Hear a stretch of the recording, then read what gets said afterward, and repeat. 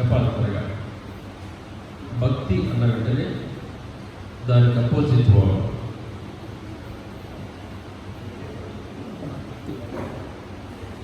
చెప్పండి. నేనంతా చదువుకునేవాళ్ళు కదా, పీజీలు చేసిన వాళ్ళు చాలామంది ఉన్నారు చర్చలో. భక్తిహీనత, భక్తి కూర్చున్నటువంటి ఒక చిన్న విషయాన్ని చాలా త్వరగా చెప్పాలి అని నేను ఆశిస్తున్నాను. త్వరగా చెప్పడానికి కారణం ఏంటంటే సమయం చాలా అయింది కాబట్టి త్వరగా చెప్పాలి అని అనుకుంటే ఆలోచన. సమయం చాలా కావడానికి కారణం లేకపోలేదు, కారణం ఉంది. నాకు తెలుసు, మీకు ఇంకా బాగా తెలుసు. సో కారణం ఉంది కదా అని చెప్పేసి మిమ్మల్ని గంట కూర్చోబెట్టాలనుకుంటున్నా కానీ ఎందుకంటే మా చెప్పట్లేదు.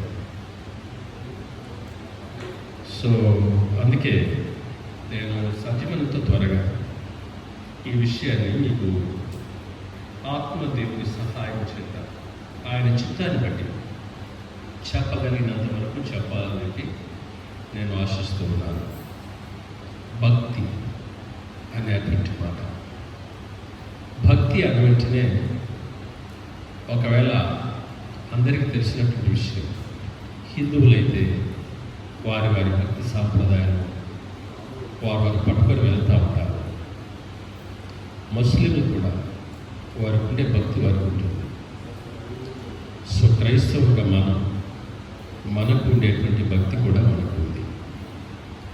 సో భక్తి ఎలా కనిపిస్తుంది అంటే మన యాక్షన్లో మన భక్తి కనిపిస్తుంది. యాక్షన్లో, మన క్రియల్లో, మన పనుల్లో మన భక్తి కనిపిస్తుంది. అందరి భక్తి కూడా అంతే. వారి వారి పనుల్లోనే వారి యొక్క భక్తి బయటకు కనిపిస్తుంది. సో భక్తి అనేటువంటిది గుర్తుపెట్టుకోండి, బయటికి కనిపించి, భయం అనేటువంటిది గుర్తుపెట్టుకోండి, కనిపించకుండా పనిచేసేది భయం. కాబట్టి భక్తిని గురించినటువంటి విషయం, నేను భయాన్ని గురించిన విషయాన్ని తీసుకుదలుచుకోలేదు. భక్తిని మాత్రమే నేను మీ ముందు మనం దేవుని యొక్క ఆత్మ సహాయంతో ధ్యానించాలి అని చెప్పి ఆశపడుతున్నాను. సో నా సమయం 5 నిమిషాల దగ్గర, అంటే నేను లెక్క ప్రకారం 2:15 ముగించాలనుకుంటున్నాను. సాధ్యమైతే అంటే 20 నిమిషాల్లో దేవుని యొక్క వాక్యాన్ని ముగించాలని నేను అనుకుంటున్నాను. ఇప్పుడే దేవుని బిడ్డలారా, భక్తిని గురించినటువంటి విషయాన్ని మనం ఎక్కువగా స్టడీ చేస్తే ఈ లోకంలో, ప్రపంచమంతట్లో భక్తి కలిగినటువంటి వారిలో ఎక్కువగా కనిపించేది ఎవరు అంటే స్త్రీలు మాత్రమే ఎక్కువ కనిపిస్తారు. పురుషుల కంటే కూడా స్త్రీలు మాత్రమే ఎక్కువ కనిపిస్తారు. Not only in churches, you see in the temple. We didn't see in మసీద్ దగ్గర మనం చూడలేము, కానీ టెంపుల్ దగ్గర చూస్తాం. చర్చ్లో చూస్తాము, చర్చ్ దగ్గర, టెంపుల్ దగ్గర. ఇది మనం చాలా క్లియర్గా చూడవచ్చు. ప్రియ దేవుని దగ్గర భక్తి ఉంటే ఏం చేస్తుంది మన భక్తి? అది అసలు కావాలి. బైబిల్ గ్రంథంలో యోబు అనేటువంటి భక్తులు మనకందరికీ బాగా తెలిసినటువంటి వ్యక్తి. ఆయన స్నేహితులు ఆయన దగ్గరికి వచ్చి ఆయన రోగిష్టిగా మారిన తర్వాత, అంతా పోగొట్టుకున్న తర్వాత, ఏమీ లేనటువంటి నిస్సహాయుడిగా ఉన్నప్పుడు ఆయనతో వాదిస్తూ ఉంటారు. జోఫరు, బిల్దదు అనేటువంటి ఈ స్నేహితులు, ఇంకా 2 స్నేహితులు ఉంటారు. వీళ్ళందరూ కూడా ఈ యోబుతో పాటు వాదిస్తూ ఉంటారు. వాళ్ళంతా యోబుకు స్నేహితుడంటే అపాయంలో ఆదుకోగలిగినటువంటి వాడు స్నేహితుడు. కానీ ఈ స్నేహితులు పాపం ఏమంటారు? స్నేహానికి అర్థం తెలుసుకుంటున్నట్లు. ఆయనకు అన్నీ ఉన్నప్పుడు బాగున్నారు స్నేహితులు, కానీ అంతా పోగొట్టుకున్న తర్వాత ఆయన భక్తిని వీళ్ళు శంకిస్తూ ఉన్నారు. ఆయన భక్తిని శంకిస్తూ ఉన్నాడు. అంటాడు, నీ భక్తి నిన్ను రక్షించదా అంటాడు. నీ భక్తి నిన్ను రక్షించదా అని అంటాడు. కానీ చివరికి కాస్త ఓపిక పట్టి వారి వాదోపవాదం అంతా జరిగిన తర్వాత చివరికి వచ్చేసరికి సుడిగాలిలో నుంచి దేవుడు మాట్లాడడం మొదలు పెడతాడు. యోబు, నీ స్నేహితులు సరిగా నిలబడమని చెప్పు, ఇప్పుడు నేను మాట్లాడుతున్నానంటాడు. అందరికీ జల్లుమంటది. దేవుడు విడిచిపెట్టాడు, ఇతని భక్తిని పనిచేయలేదు, ఇతని భక్తి దూరం అయిపోయింది అని చెప్పేసి వాదిస్తున్నటువంటి సమయంలో ఇదేంటి దేవుడు మాట్లాడుతున్నాడు అని అంటాడు. మీకు సంగతి తెలుసా? భక్తి యొక్క సీక్రెట్ ఏంటంటే, లేక భక్తి యొక్క బలం ఏంటిది అని అంటే, వీరంతా కూడా ఈ స్నేహితులు, 3 స్నేహితులు, వారితో పాటు ఇంకొకడు ఉంటాడు, 4 స్నేహితులు యోబు యొక్క భక్తిని శంకించి ఆయనతో వాదోపవాదం చేసి అంతా అయిపోయిన తర్వాత దేవుడు మాట్లాడినప్పుడు అంటాడు, చూడు యోబు, నీ స్నేహితుల తప్పిదాన్ని క్షమించాలి అని అంటే నీ స్నేహితుల పక్షంగా నువ్వు బలి అర్పించాలి అని అంటాడు. అది భక్తి. అర్థం కాలేదనుకుంటారు. యోబు యొక్క భక్తినే శంకించారు వీళ్ళు. అన్నీ పోయిన తర్వాత నీ దేవుడు ఎక్కడున్నాడు అంటే దేవుడు ఎక్కడున్నాడు అనలేదు, కానీ నీ భక్తి ఏమైపోయింది, నీ జీవితం ఏమైపోయింది, నీ ప్రార్థన ఏమైపోయింది, నీ అదేమైపోయింది, యథార్థత ఏమైపోయింది అని చెప్పేసి బాగా మాట్లాడారు. మాట్లాడి యోబుకున్నటువంటి భక్తి తప్పుడు భక్తి అని చెప్పేసి వీరి యొక్క ఉద్దేశం. ఆయన భక్తి సరైనటువంటి భక్తి కాదు అని చెప్పేసి వారి యొక్క ఆలోచన. అందుకొరకు ఆయన భక్తిని గురించి కూడా వీరు శంకించి మాట్లాడి చివరికి యోబును దేనికి, దేవుని విషయంలో ఏ రకంగా కూడా అర్హత లేనటువంటి వాడుగా ఎంచుతారు. ఎప్పుడైతే దేవుని విషయంలో ఏ విధమైనటువంటి అర్హత లేనటువంటి వారుగా వీళ్ళు బాగున్నారు కాబట్టి ఎంచినందువల్ల దేవుడు చివరికి తన యొక్క మాట ద్వారా వారికి జవాబు ఇవ్వడం జరుగుతుంది. ఆ తర్వాత దేవుడు అంటాడు యోబును, నేను ఆయన నీతిని, ఆయన యథార్థతను నేను అంగీకరించాను, నేను చూశాను. ఆయన ఇంత పరిస్థితి, ఆయన జీవితంలో ఇంత భయంకరమైనటువంటి పరిస్థితి వచ్చినా కూడా ఆయన తన భక్తిని విడిచిపెట్టలేదు. యోబు భార్య అంటుంది, ఇంకా భక్తి పరంగా ఉంటావా నువ్వు? నీ కొడుకులు పోయారు, నీ బిడ్డలు పోయారు, నీ గొర్రెలు మేకలు మందలన్నీ కూడా పోయాయి, నీ ఆస్తి అంతా పోయింది, నీ పరివారం ఎవరు కూడా లేనిప్పుడు నీకు చివరికి నీకు కూడా రోగం వచ్చింది, ఆ రోగం చేత నువ్వు తల్లడిల్లుతూ ఉన్నావు అని అంటుంది. ఇంకా నీ భక్తిని విడిచిపెట్టకుండా ఉంటావా అని. ఎస్, భక్తి అనేటువంటిది ఎప్పుడు నిలిచి ఉండేటువంటిది. భక్తిని నువ్వు ఆశ్రయిస్తే, భక్తిని నువ్వు కలిగి ఉంటే, భక్తిని నువ్వు వెంబడిస్తే, ఆ భక్తి నీ కష్టకాలంలో, నీ ఇబ్బంది కాలంలో, సంతోష కాలంలో కూడా నువ్వు ఆ భక్తిని ఆశ్రయించి జీవితాన్ని కొనసాగిస్తే ఆ భక్తి ఏంటిదో నిన్ను మనుషులందరికీ చూపిస్తుంది.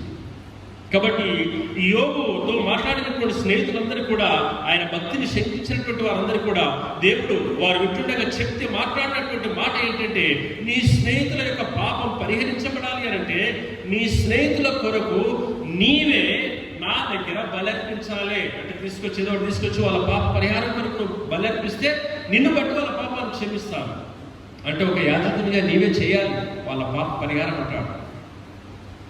ప్రియమైనటువంటి వారులారా, అవును, భక్తి చాలా బలమైనటువంటిది, అది శక్తి కలిగినటువంటి భక్తి. చాలాసార్లు కనిపిస్తుంది, కొన్నిసార్లు కనిపించకుండా ఉంటుంది.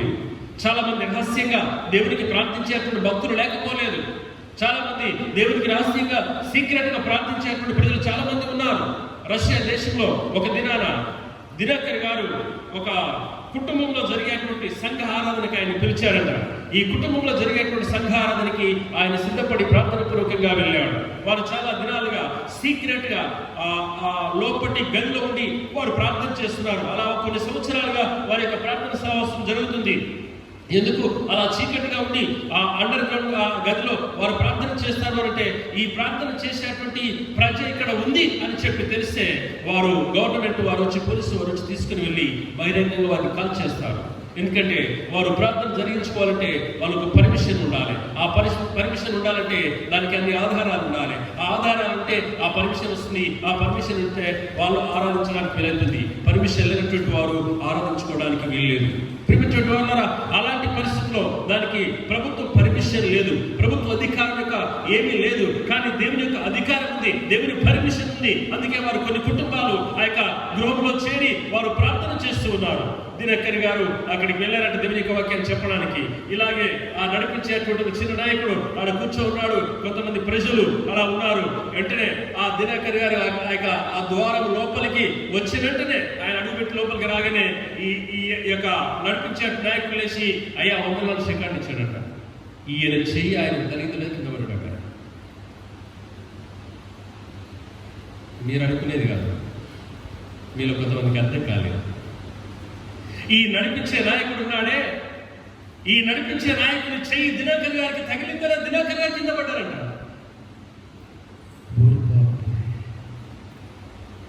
దినకర్ గారు చాలా బలమైనటువంటి వ్యక్తి, చాలా గొప్ప వ్యక్తి, చాలా గంటల తరబడి దేవుడితో మాట్లాడేటువంటి వాడు, ఒంటరిగా ఉంది. చాలా డేస్ ఆయన ఫాస్టింగ్ ప్రేయర్లు ఉండేటువంటి వాడు. ప్రపంచమంతా కూడా ఆయన సువార్త వినడానికి ప్రజలు తండోపతండాలుగా వచ్చేటువంటి వారు దినకర్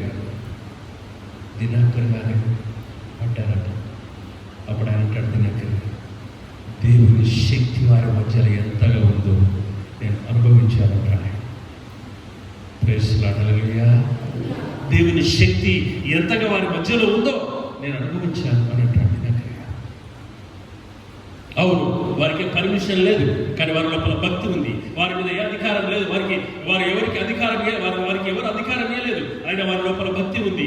వారి లోపల భక్తి ఉంది కాబట్టి పర్మిషన్ లేకపోయినా, అధికారం దొరకకపోయినా కూడా వారు తమ దేవుణ్ణి ఆరాధిస్తున్నారు ఒక గదిలో రహస్యంగా.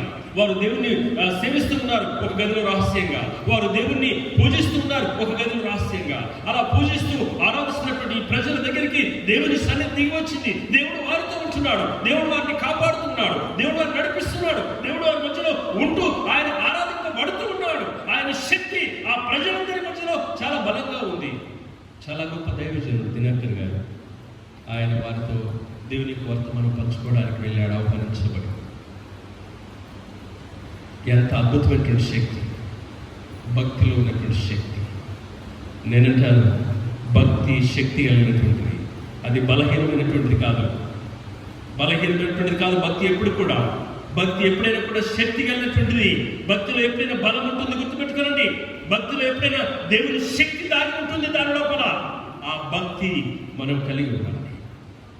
ఆ భక్తి మనం కలిగి ఉండాలి. నేను తీసుకున్నటువంటి విషయాలను చెప్పాలని చెప్పి ఆశతో ఉన్నాను, కానీ నేను మీతో ముందే కట్టుబడ్డాను సమయం కొరకు. ఎందుకో నా సమయం నాకు తొందర పెడుతుంది. దేవుని యొక్క వాక్య భాగంలో మనం చదివినటువంటి వాక్యాన్ని చూద్దాం ఒకసారి. ఇందాక మనం చదివినటువంటి వాక్య భాగం, మొదటి వాక్యం కీర్తనలో నుంచి మనం చదివినటువంటి వాక్యాన్ని ఒకసారి చూద్దాం. 103వ కీర్తన 17వ వచనం చివరి లైన్, 18వ వచనం చివరి లైన్, 17వ వచనం. యెహోవా యందు భయభక్తులు గలవారి మీద. ఎంత అద్భుతమైనటువంటి మాట. ఆయన కృప యుగ యుగ యుగ యుగములుండును. ఎల్లకాలం ఉంటుంది. యుగ యుగంలో మనిషి ఉంటాడా? మరి ఆ మనిషి ఉంటాడా యుగ యుగంలో? మనిషి ఉండడు, కానీ మనుషుల సంతానం ఉంటుంది, వారి సంతానం ఉంటుంది, వారి మనవరాలు ఉంటారు, వారి పిల్లలు ఉంటారు, వారి పిల్లలు ఉంటారు, యుగ యుగాలు జీవిస్తూ ఉంటారు. దేవుని యొక్క భక్తి, ఆ ఒక వ్యక్తి దేవుని ఆశ్రయించినందువల్ల, దేవుని యొక్క భక్తిలో తన జీవితాన్ని జీవించినందువల్ల, తన జీవితాన్ని కొనసాగించినందువల్ల దేవుని యొక్క కనికరం, దేవుని యొక్క దయ, దేవుని యొక్క కృప, దేవుని యొక్క బలమైనటువంటి సన్నిధి ఆయనతో పాటు వారి పిల్లలకు ఉంటుందట. వారి పిల్లలకే కాదు, వారి పిల్లలకు కూడా ఉంటుంది. వారి పిల్లలకే కాదు, వారి పిల్లలకు కూడా ఉంటుంది. ఇలా యుగ యుగాలు కూడా దేవుని యొక్క దయ, దేవుని యొక్క కృప, ఆయన కనికరం భక్తి కలిగినటువంటి ఆ వ్యక్తి పిల్లల మీదకి, ఆ కుటుంబం మీదకి, వారి సంపద మీదకి, వారికి ఉన్నటువంటి పిల్లల మీదకి అది దిగి వస్తుంది. దేవుని యొక్క వాక్యంలో అదే రీతిగా 34వ కీర్తన 9వ వచనాన్ని కూడా మనం చూద్దాం. 34వ కీర్తన 9వ వచనం ఆడ చాలా క్లియర్గా అంటాడు, భక్తి కలిగినటువంటి వాడి జీవితంలో యెహోవా భక్తులారా ఆయన యందు భయభక్తులు ఉంచండి. మనమందరం కూడా దేవుని భక్తులం, రైట్? మనమందరం కూడా దేవుని భక్తులం. ఈరోజు ఇంట్లో నుంచి బయలుదేరినప్పుడే మేము అనుకున్నాము, వీళ్ళేమొచ్చి డాడీకి పోదామంటావా అన్నాడు.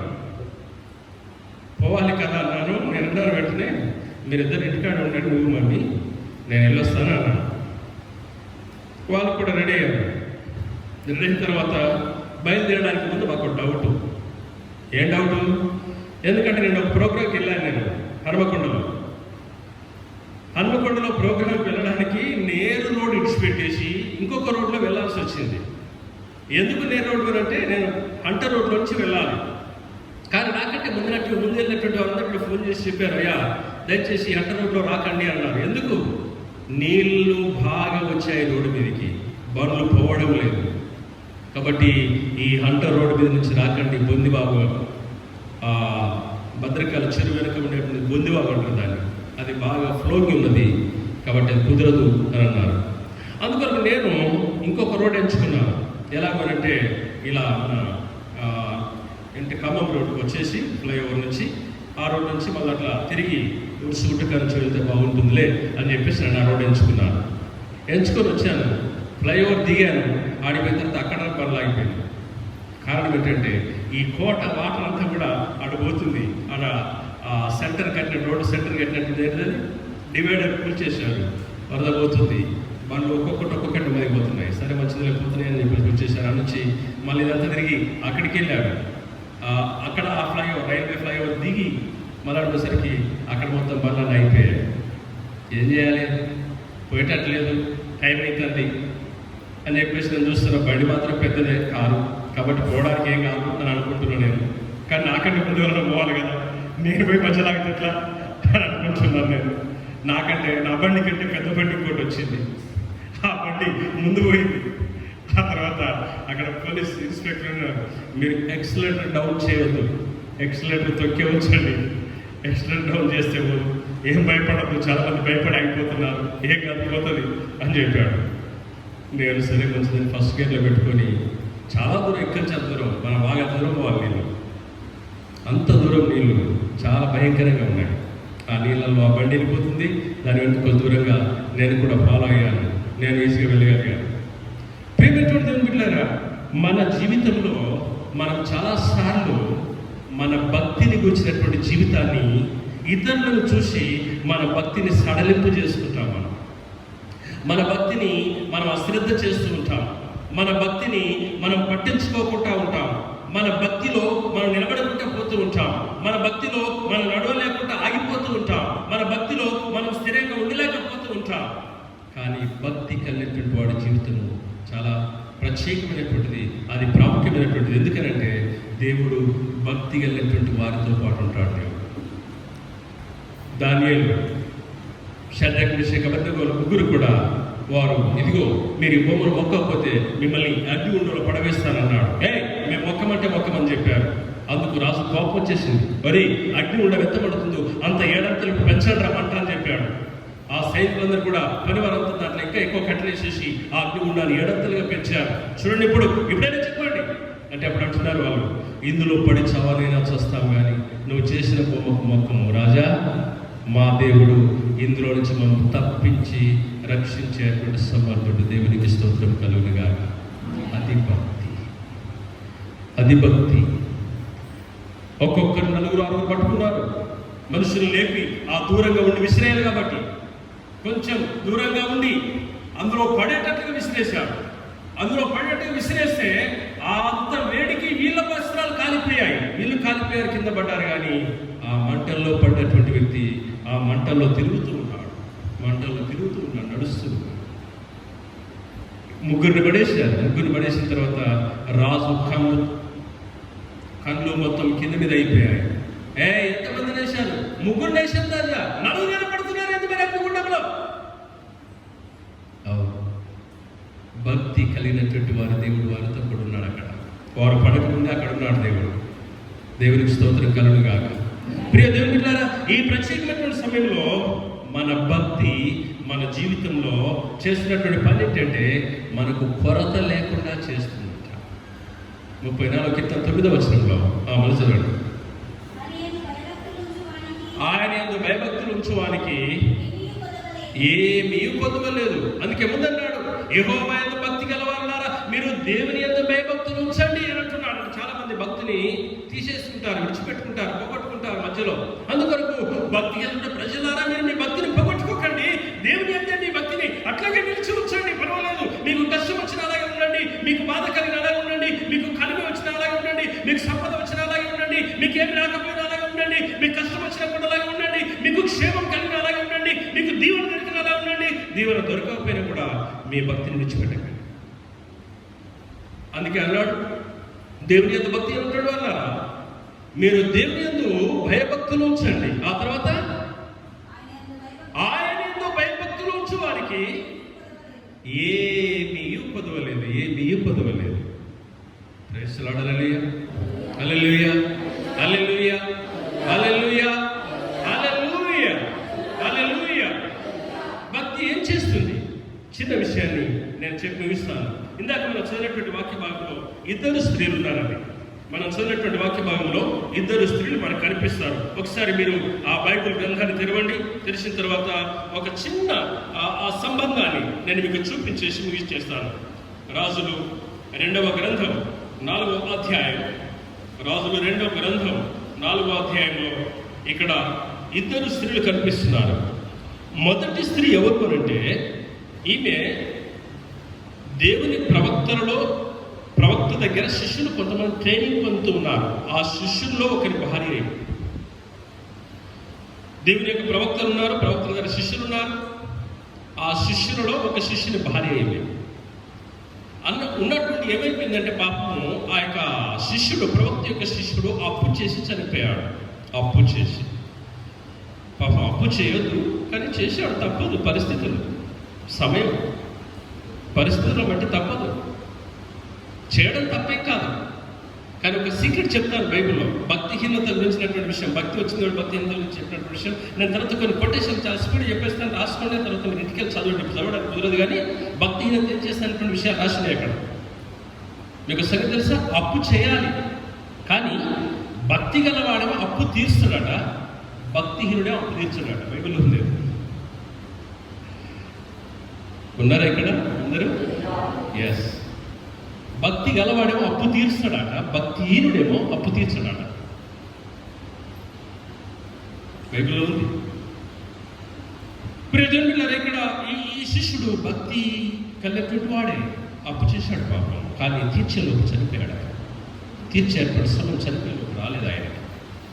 అందుకొరకు అంత అయిపోయింది. ఆ తర్వాత ఆయనకి ఇద్దరు పిల్లలు అంటే వచ్చి అప్పు ఇచ్చినటువంటి వాడు ఆ పిల్లల్ని పట్టుకుని వెళ్ళడానికి వచ్చేసాడు. అప్పు ఇచ్చినటువంటి వాడు వాళ్ళ తల్లి ఉంది కాబట్టి ఇద్దరు పిల్లల్ని పట్టుకొని పోతున్నాడు. ఏం చేయాలని చెప్పి తెలియక తన భర్త ఎక్కడైతే ఏ ప్రవక్త దగ్గర శిష్యుడిగా ఉంటూ ఉన్నాడో ఆ ప్రవక్త దగ్గర పరిగెత్తుకుని వెళ్ళింది. ఆ ప్రవక్త దగ్గర పరిగెత్తుకుని వెళ్ళి ఉంటుంది. ఆమె చాలా బాగా మాట్లాడుతుంది. దేవుని యొక్క వాక్యంలో మాట ఉంది చూడండి. మొదటి వచనం ఏముంది? మొదటి వచనం చదవండి.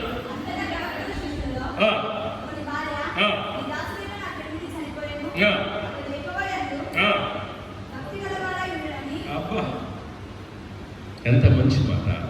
ఏముందంట అతనికి? భక్తి ఉందంట. మీకు తెలుసయ్యా అంటుంది. మీకు తెలుసయ్యా. Praise the lord. హల్లెలూయా. కాబట్టి భక్తి కలిగినటువంటి వారి భార్య, భక్తి గల శిష్యుని యొక్క భార్య. కాబట్టి ఇప్పుడు ఏమంటుందంటే, నా భర్త భక్తి అనేటువంటి వాడి సంగతి మీకు బాగా తెలుసయ్యా. ఆయన చనిపోయాడు, అప్పు చేశాడు, అప్పు తీర్చలేదు. కాబట్టి ఇప్పుడు పిల్లల్ని పట్టుకోవడానికి వచ్చారు, నా ఇద్దరు చిన్న పిల్లల్ని. ఏం చేయమంటావు అని చెప్పేసి అడిగాడు. అడిగితే ఆయన అంటున్నాడు, ప్రవక్త నేనేం చేయాలమ్మా అన్నాడు. ఏం చేయాలంటే మళ్ళీ ఆయన అన్నాడు, నీ దగ్గర ఏమన్నా ఉందా చెప్పు నీ ఇంట్లో అన్నాడు. నీ ఇంట్లో ఏమన్నా ఉందా చెప్పు అన్నాడు. ఈమె ఏం చేసిందంటే, అసలు ఏం లేదు కదా, ఉన్నదని మాత్రం దాచుకోవడం చెప్పేసింది. అసలు లేదు కాబట్టి ఉన్నదాన్ని దాచుకోవడం చెప్పేసింది. ఉంటేనేమో దాచుకొని చెప్పొచ్చు కదా, అంతే కదా. కాబట్టి ఏం లేదు కాబట్టి దాచుకోకుండా చెప్పేసింది. ఏమంటే, అయ్యా ఒక్క నూనె కుండ తప్ప ఇంకేం లేదు ఇంట్లో అని చెప్పేసింది. అప్పుడు ఆ ప్రవక్త చెప్పాడు, నీ ఇరుగు పొరుగు వారి దగ్గర కుండలు ఏం తెచ్చుకోవాలి? అరువు తెచ్చుకో, అప్పు తెచ్చుకో కుండలు. అంటే ఊరికే అయ్యారు కుండ ఎవరన్నా పలిగిపోతే ఎట్లా మరే. అందుకొరికే మళ్ళీ నువ్వు ఉడ్డి కుండ ఇస్తే నీ కుండ నీకు ఇచ్చినప్పుడు ఇంత నూనె ఇస్తుంది అంటే అట్లా, అది అప్పు అన్నమాట. కాబట్టి నీకు దొరికిన కాలి కుండలన్నీ కూడా నువ్వు అరువు తెచ్చుకొని నీ కొడుకులు ఇద్దరిని కూడా పిలిచి లోపల తలుపేసేసి, నీ ఇంటి తలుపేసేసి ఆ నూనె కుండ తీసుకొని నీ పిల్లలు ఆ కాలి కుండలు పట్టుకుంటే ఆ కుండలో ఒకదాంట్లో నూనె పోసుకుంటా పోతుంది. ఆ కుండ నిండింది, ఇంకో కుండ ఒక కుండ కాలి కుండ తెచ్చి పెడుతున్నాడు, ఇంకో నిండెక్కడ పట్టుకుపోతున్నాడు, ఇంకో కాలి కుండ తెచ్చి పెడుతున్నాడు, ఇంకో నిండెక్కడ పట్టుకుపోతున్నాడు. ఇలా కుండలన్నీ కూడా నిండిపోయాయి. ఆ ఒకే ఒక కుండలో ఉన్నటువంటి వస్తుంటే ఆ కుండలో చిన్న వస్తూ ఉంది, వస్తుంటే నేను వస్తా ఉంది. ఆ తర్వాత మళ్ళీ వచ్చింది, వచ్చి చెప్పింది, అయ్యా నువ్వు చెప్పినట్టు చేశాను, కుండలన్నీ నిండిపోయాయి. ఇప్పుడు ఆ ప్రవక్త అంటున్నాడు, నువ్వు వెళ్ళి నువ్వు నీ పిల్లలు ఆ నూనె అమ్మి డబ్బులు తెచ్చి నీ అప్పు తీర్చు. ప్రభు ఎప్పుడు అప్పు ఎగ్గొట్టమని చెప్పాడండి, అర్థమైందా? ఎప్పుడు అప్పు ఎగ్గొట్టమని చెప్పాడు దేవుడు, అప్పు తీర్చమని చెప్తాడు, అప్పు తీర్చమని చెప్తాడు. Praise the lord. Hallelujah, hallelujah, hallelujah, hallelujah. కాబట్టి ఈమె తన అవసరతలో ఆ అప్పు తీర్చేసుకుంది, తన కొడుకులందరూ కూడా మరి క్షేమంగా బ్రతికేటువంటి అవకాశం వచ్చింది. ఇప్పుడు రెండవది ఇంకొక స్త్రీ మనం చూస్తాము. ఇది ఎలీషా, ఈ దైవజనుడనే ఎక్కడికి వచ్చాడు? షూనేం అనేటువంటి పట్టణానికి వచ్చాడు. అక్కడ ఒక స్త్రీ ఉంది. ఆమె దైవజనుని చూసేసి ఆమె ఒక చిన్న రిక్వెస్ట్ చేస్తూ ఉంది, అయ్యా దయచేసి మీరు ఈ ఊరు వస్తున్నారు కదా, అందరు ఇక్కడే ఉండాలి, మీరు ఊరు వస్తున్నారు కదా. ఆయనకి ఎదురుపోయి ఆయన దగ్గరికి వెళ్ళినట్టుంది, దయచేసి మీరు వచ్చినప్పుడల్లా మా ఇంటికి రండి. కొంతమంది అనుకుంటారు కదా, అయ్యగారు వాళ్ళ ఇంటికే పోతాడు, వాళ్ళ ఇంటికే పోతాడు, వాళ్ళ ఇంటికే పోతాడు, వాళ్ళ ఇంటికే పోతాడు, అమ్మగారు ఆడికే పోతాడు, ఆడికే పోతాడు. ఎందుకు పోతుంది? నువ్వు వెళ్ళాలి, వెళ్ళి అడగాలి. ఎస్, నువ్వు వెళ్ళి అడగకపోతే రాదు వాళ్ళు, నువ్వు వెళ్ళి అడగకపోతే రాదు. నేను ఇక్కడే పెరిగాను చిన్నతనం, కానీ నేను వాళ్ళ ప్రభువుని తీసుకుని ఈ ఊరు వచ్చిన తర్వాత నేను మా మామ వాళ్ళ ఇళ్ళకి వెళ్ళలేదు, వాళ్ళ ఇళ్ళకి వెళ్ళలేదు నేను. వాళ్ళని బట్టి వచ్చాను ఊరికి, అని వాళ్ళ దగ్గర మాత్రం వెళ్ళలేదు నేను. ప్రభువుని తీసుకొని వచ్చినాక మా చిన్న మామ ప్రార్థన జరిగే అక్కడికి వచ్చి అయిపోయేదాకా కూర్చుంటాడు, నన్ను తీసుకుపోవాలని చెప్పేసి అయిపోయేదాకా కూర్చుంటాడు. అప్పుడు పోయేటోడు నేను. ప్రార్థన అయిపోయింది, అయ్యా వస్తా ఇంటి దాకా వస్తాను, ఇప్పుడు వస్తాను, అప్పుడు పోయేటోడు. దైవజనుడు అంటే ఊరికే కాదు. ఇక్కడ ఒక విషయం చెప్తాను, మీకు సీక్రెట్ చెప్తాను. ఆ సీక్రెట్ చదువు మనం ముగించుకుందాం, చాలా సమయం అవుతుంది కదా. ఆ సమయం చాలా తీసేసుకుంటున్నారు, మీరు బాగా లాగేసుకుంటున్నారు. 4వ అధ్యాయంలో 11వ వచనాన్ని ఒకసారి మనం చూద్దాం. అతడంటే మరి ఇక్కడ ఎలీషా దైవజనుడు. ఈ ఎలీషా అనే దైవజనుడు, నీవు ఇంత శ్రద్ధ భక్తులు మా యందు కనపరచితివి, నీకు నేనేమి చేయాలి అని అడుగుతున్నాడు. అందరు ఇక్కడే ఉన్నారా? ముగిస్తాను. అసలు భక్తి ఎవరికి చెందింది? దేవునికి, భక్తునికి సంబంధించింది భక్తి. ఉన్నారు అందరు ఇక్కడే?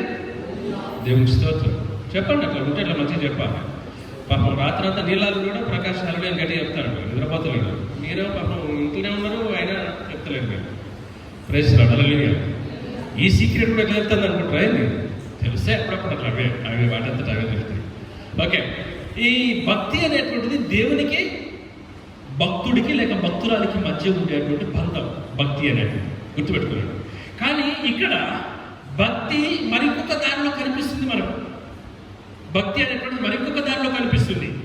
అతడు అంటే ఎలీషా అనేటువంటి దైవజనుడు. నీవు అంటే ఎవరు? నీవు అంటే ఆ షూనేమీరాలు స్త్రీ, షూనేమీరాలతో అంటున్నాడు ఏమని? నీవు ఇంత శ్రద్ధ భక్తులు మాయందు చూపుట వల్ల. మాయందు అన్నక్కడ ఎవరు చెప్పండి? ఇప్పుడు ఇద్దరు వ్యక్తులు అక్కడ, తెలియదు సంగతి. ఎవరా ఇద్దరు వ్యక్తులు అంటే,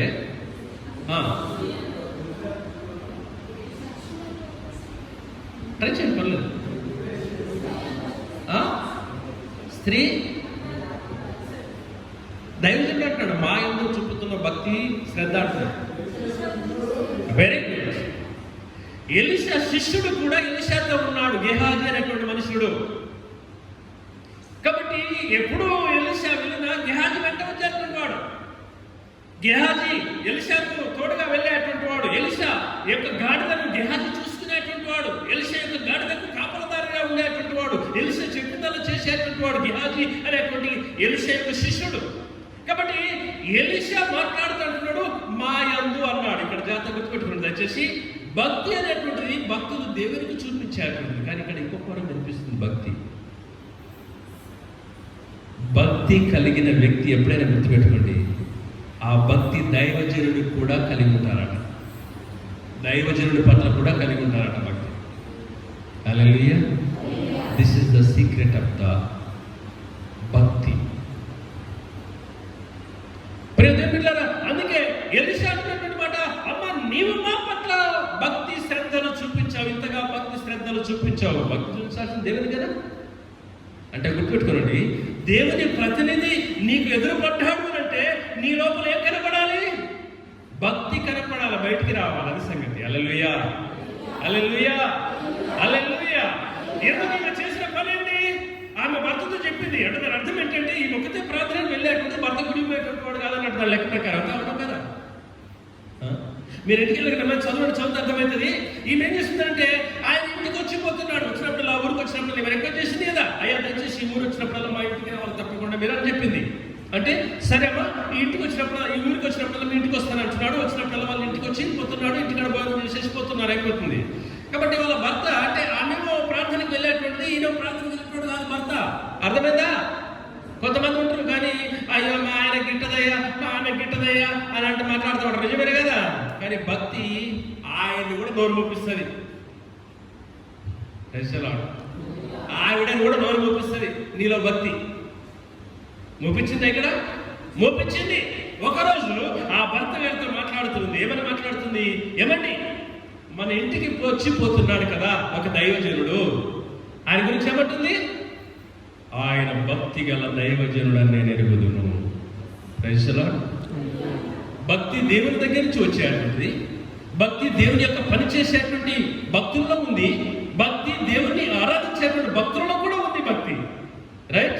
కాబట్టి ఈయనలో భక్తి ఉంది అనే సంగతి ఆమె గ్రహించింది, తెలుసుకున్నది. ఇప్పుడు ఒక ప్రశ్న అడుగుతాను, నన్ను తప్పగా అనుకోదు మీరు. భక్తి గల దైవజనుడు అని నేను ఎరుగుదును అంది. ఎవరితో ఉంటుంది? వాళ్ళ ఆయన. ఓ, వాడు పరిశీలన చేస్తున్నాడే, నేను తొందర పోదామంటే వాడు నాకు కొంచెం పరిశీలన చేసేసి అన్నాడు అని అంటుంది కదా. అయితే నువ్వు కిందికి వెళ్ళావా? నేను అక్కడ లేను, నేను చాలా దూరం వెళ్ళిపోయాను, నువ్వు అక్కడ ఆగిపోయావు, బాగు చూసి అక్కడ ఆగిపోయావు. వచ్చినప్పుడు ఇప్పుడు మేము వచ్చినప్పుడు కూడా కేరి అబ్బో ఇంత వాగిపోతుంది లేదా అంటున్నాడు. నాకు నిన్న అనుభవం లేదా? పల్లెపల్లి పని ఏంటో పని అంటున్నాడు నేను. పల్లెపల్లి పని అక్కడే ఉంటే కష్టం, దాటలేవు, వాళ్ళు దాటలేవు. నువ్వు ఎవడో ఒకటి ఎత్తుకోవాల్సి వస్తుంది మనల్ని. ఏం చేయాలి మనము? ధైర్యంతో అడిగేసేయాలి, ధైర్యంతో అడిగేసి ముందుకెళ్ళాలి. Praise the Lord. కాబట్టి ఆ కిందికి చదువు తర్వాత ఇంటికి వెళ్ళిన తర్వాత నేను చెప్పినంత ఇప్పుడు చదివించడానికి వీల్లేదు. కాబట్టి ఆమె వెళ్ళి ఒకరోజు తన భర్తతో మాట్లాడుతుంది. అప్పుడప్పుడు వచ్చినప్పుడు ఆయన వచ్చి అక్కడ భోజనం చేసి అక్కడ ఆ రోజు ఉండి ఆ రోజు రాత్రి అక్కడ నిద్రపోయి ఆ తర్వాత పొద్దున వెళ్ళిపోతున్నాడు. కాబట్టి ఈమె తన భర్త మాట్లాడుతుంది. ఏమండి, మన ఇంటికి వచ్చిపోతున్నాడే దైవజనుడు, ఆ దైవజనుడు భక్తి గల దైవజనుడు నేను ఎరుగుదును. ఒక మాట్లాడుతున్నా కొంచెం ఇది అడిగితే కొంచెం ఇబ్బందిగా ఉంటుందేమో నాకే అంటే సేవకులు కదా బాబు. అంటే భక్తి లేని దైవజనుడు ఉంటారా?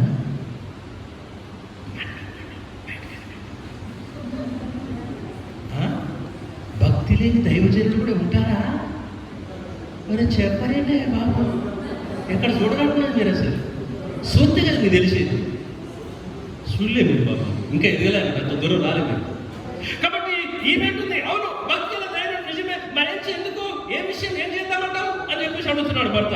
అప్పుడు అన్నది, ఆయనకు ఏదో వచ్చినప్పుడు మన ఇంట్లోనే ఒక పక్కకు మంచం వేసి అయ్యా పడుకోండి అని చెప్పి చెప్పే బదులు మన ఇంటి మిద్దె మీద ఒక గది కడదామంటారా? ఇదేందమ్మా, ఎప్పుడో వచ్చిపోతుండే ఆయన ఈ ఊరికి సేవ కొరకు, వచ్చిపోయేందుకు మన ఇంటి మీద గది ఎందుకు అని అటువంటిది. ఆ గది ఆ మిద్దె మీద ఒక గది కట్టి ఆ గదిలో ఒక మంచం పెడదాం. ఆయన వచ్చినప్పుడు అక్కడే ఉంటే రెస్ట్ తీసుకుంటాడు. ఆ యొక్క గదిలో ఒక బల్ల పెడదాం మనం, ఆ గదిలో ఒక దీపస్తంభం పెడదాం మనం, ఆ గదిలో ఒక పీట పెడదాం మనం. ఆయన వచ్చినప్పుడల్లా ఇక్కడే బస చేసి వెళ్తాడు. ప్రియదేవుని బిడ్డలారా, నేను ఒక గృహ ప్రతిష్టకి వెళ్ళాను. ఎందుకో పాపం అందరికీ ప్రార్థన అంటున్నాడు. నన్ను స్టార్టింగ్ ప్రేయర్ చేయమన్నాడు. తర్వాత ఇంకొక ప్రార్థన చేస్తున్నారు రోజు. మళ్ళీ నా వంతు ఎక్కడికి వచ్చిందంటే పై గదికి పోయినాక, లాస్ట్ గది పోయినాక నా వంతు వచ్చింది మళ్ళీ ప్రార్థన చేయడానికి. మళ్ళీ అది ఎక్కడంటే ప్రార్థన గది కానీ నా వంతు వచ్చింది అని చెప్తున్నాడు. అయ్యా, ఇది మా ఇంట్లో ప్రేయర్ హాల్. ఇది సపరేట్గా ప్రేయర్ హాల్ కట్టాను. కింది అంతస్తు మేము ఉంటాము, 2వ అంతస్తులో మేమే ఉంటాము, 3వది మాత్రం ప్రేయర్ హాల్ ఒకటే. ఈ ప్రేయర్ హాల్ ఒక బెడ్రూమ్ ఉంటుంది. ఎవరైనా దైవజనులు వస్తే ఈ ప్రేయర్ హాల్ ప్లాన్ చేసుకుంటాడు, ఆ బెడ్రూమ్లో ఉంటాడు. అది అంటే మనం అంత స్థితి రాలేదు. ఇంకా మన ఇంట్లో ఒకటే ఇల్లు కదా, ఒక రూమే కదా, మళ్ళీ అన్ని రూములు కట్టి అంత ఏడొచ్చాము. మనం ఇంకా వచ్చినప్పుడు చూద్దాంలే, దేవుడి ఇస్తే తప్పకుండా. కానీ వెరీ గుడ్, వాడు ఎప్పుడు దొరుకుతుందా అని చెప్పేసి ఎదురు చూస్తున్నప్పుడు భలే కలుసుకుంటారు. నువ్వు మాట్లాడటం చాలా మంది బాగా లక్కీ ఛాన్స్ మంది ట్రై చేస్తున్నారు చాలా మంది. హల్లెలూయా, ప్రైజ్ ది లార్డ్, హల్లెలూయా. దేవునికి స్తోత్రం కలుగును గాక. ఆ స్థితి దేవుడు ప్రతి ఒక్కరికి దయచేయను గాక. అబ్బా, ఒక్కలే తీసుకుంటే ఆపింది పాపం అందరికి వస్తే అప్పుడు నాకు కూడా ఒక్కటే కాదు 10 ఇళ్ళు 20 ఇళ్ళు కొట్టుకుంటారు అని చెప్పి చెప్తున్నాను. అందుకే నేను కూడా, ఎందుకంటే ఇంటికో ఇల్లు ఉంటుంది కదా అక్కడైనా, అందుకొరకు. హల్లెలూయా, హల్లెలూయా, హల్లెలూయా, హల్లెలూయా. ప్రియ దేవులారా, దేవుని యొక్క వాక్యాన్ని వినిపిస్తున్నాడు. భక్తి కలిగినటువంటి వాడికి ఏమీ కొదువ లేదు, ఏది కొదువ లేదు. కాబట్టి మన జీవితంలో భక్తిని మనం కలిగి జీవించడానికి, ఆ భక్తిని మనం వెంబడించడానికి, మన జీవితం అన్ని పరిస్థితుల్లో ఆ భక్తి నుంచి బయటికి రాకుండా భక్తిలోనే మనం నిలబడి ఉండడానికి పరిశుద్ధాత్మ దేవుడు నీతో నాతో మాట్లాడుతున్నాడు. ఆ భక్తి మనల్ని రక్షిస్తుంది. ఆ భక్తి మనకు కొదవ లేకుండా చేస్తుంది. ఆ భక్తి మనకు సమృద్ధిని దయచేస్తుంది. ఆ భక్తి నీకు కావాల్సినటువంటి ప్రతి దాన్ని కూడా దేవుని దగ్గర నుంచి తీసుకుని వస్తుంది. అది భక్తి. ఇంత చెప్పి భక్తిహీనత గురించి ఒక మాట చెప్తే ఎట్లా కదా? ఇంకా చాలా సమయం అయిపోయింది, ఏం చేద్దాం? నేను కూడా మిస్టేక్ చేసేసాను మీ దగ్గర. టైం 20 నిమిషాలు అన్నా కదా, మిస్టేక్ అర్ధగంట అయిపోయింది. So sorry. సో ఆ మాట కూడా గుర్తు చేస్తాను, చూసి ముగిద్దాం. చూసేసి జస్ట్ చెప్తాను, అంటే చూడండి మీరు, చదివేసిన తర్వాత ఆలోచన చేసుకోండి. సామెతల గ్రంథం 15వ అధ్యాయానికి వస్తే అక్కడ ఒక మాట చెప్తాడు భక్తిహీనత గురించి. చాలా మాటలు ఉన్నాయి భక్తిహీనత గురించి. తర్వాత వచ్చేవారు వీళ్ళైతే వాటి కొటేషన్ చెప్తాను, ఇప్పుడు చెప్పలేను. ఉన్నాయి కానీ చెప్పలేదు, రాసుకోవాలి మళ్ళీ మీరు టైం పడుతుంది. 15వ అధ్యాయం సామెతల గ్రంథంలో 15వ అధ్యాయంలో 29వ వచనం 29. ఏంటి? దూరంగా చెప్పుదాడు. భక్తిహీనులకు యెహోవా దూరస్థుడు. భక్తుల గురించి చాలా మాటలు బైబిల్లో ఉన్నాయి, కానీ ఒక మాట చెప్తున్నాను, గుర్తుపెట్టుకోండి. అంటే దీని అర్థం ఏంటిది? భక్తిహీనులకు యెహోవా దూరస్థుడు అంటే దానికి ఆపోజిట్ వాడు చెప్పండి మీరేగా, ముగించకముందు. భక్తిహీనులకు యెహోవా దూరస్థుడు, దానికి ఆపోజిట్ వాడు.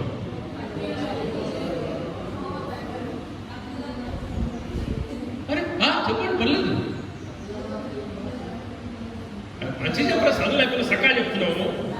నీలో బంగారము మంచిగా ఎక్కడ చెప్పు. చదువు లేకుండా సకాలు చెప్తున్నారా?